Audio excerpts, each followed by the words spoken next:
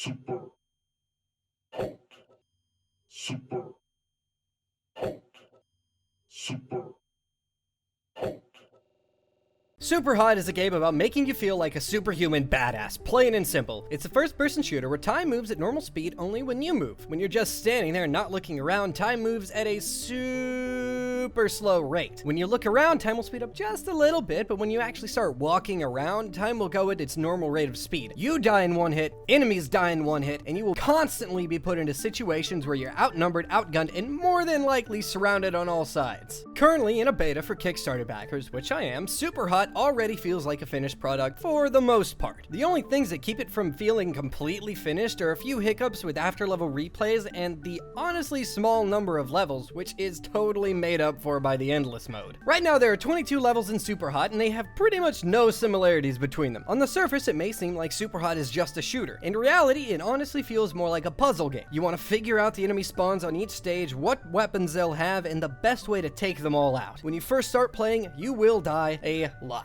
Thankfully, restarting a level happens just as fast as you die, so there isn't really a drawback, and the game is so fun that it's honestly hard to get upset when you die over and over and over and over and over and over. At times, when you first start, it may feel like certain bullets shouldn't have hit you. I feel like this is because the player character's hitbox is a bit larger than what you can actually see, and the whole time moves when you move thing can take some getting used to when dodging bullets. By the time you reach the end of story mode, though, you should be pretty good at not getting shot in the face. Contrary to the initial belief, SUPERHOT does have a story. I don't want to spoil it, but I will say that how it's presented and delivered is both unique and filled with a different attitude than a lot of stories I've seen lately. It's a little bit subversive in that it's practically trying to get you to stop playing, but it knows you won't, and that's all I'm gonna say on the matter. The visuals in SUPERHOT, while simple, are ridiculously good looking. I'd almost call it a hyper-stylized Sin City if you can believe such a thing could exist. Nothing but stark white, abyssal black, and a bright, attention-grabbing red make up the entirety of the color spectrum for SUPERHOT's world. There are subtle textures to let you know when you can interact with something, and pretty much anything you can pick up or shoot at for that matter can satisfyingly shatter into a billion pieces that scatter all over the place. Like I mentioned above, the story mode is a little short given how fast you can play through the 22 levels that exist. To make up for this in the early beta, they've included an endless mode, which is pretty much exactly what it sounds like. You'll choose one of two very different maps and be dropped in without a weapon. You fight wave after wave of faceless red dudes, each with random weapons, but the same or at least similar spawns, and this could be completely different, but I couldn't tell while I was playing if that is the case. As you play through endless mode, racking up the high scores, you will unlock modifiers, which are little mutators of the gameplay, ranging from free look, which makes it so that simply looking around doesn't move time, to the classic big head mode, which is hilarious, as it should be. SUPERHOT is a boatload of attitude, style, and challenge. The gameplay is addictive and surprisingly speedy for the concept. You can pre-order on the game's website for $14 for a standard edition that will come with a DRM-free and Steam copies, or $25 for a deluxe edition that also comes with a digital art book and a FLAC format copy of the soundtrack. If you like puzzles, shooting games, and sass out the wazoo, then you should be keeping an eye on this one.